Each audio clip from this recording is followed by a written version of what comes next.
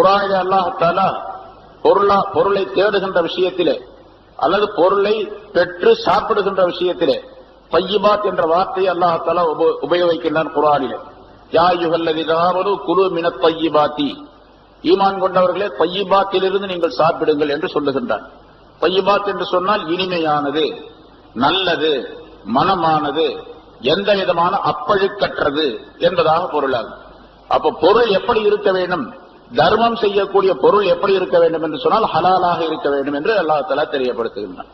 தய்யிபாத்துக்கு அர்த்தம் கேட்ட கருத்து அர்த்தம் ஹலாலான பொருளாக இருக்க வேண்டும். தர்மம் செய்யக்கூடிய பொருள் அது ஜகாத்தாக இருந்தாலும் சரி, சதகா உபரியான சதகாவாக இருந்தாலும் சரி, அல்லது தஹியா காணிக்கையாக இருந்தாலும் சரி, ஹதியாவாக இருந்தாலும் சரி, எதுவாக இருந்தாலும் சரி அது ஹலாலாக இருக்க வேண்டும். ஹலாலான பொருளை கொண்டு செய்யப்படக்கூடிய வணக்கத்திற்கு பெயர் தய்யிபாத் என்று சொல்லப்படும்.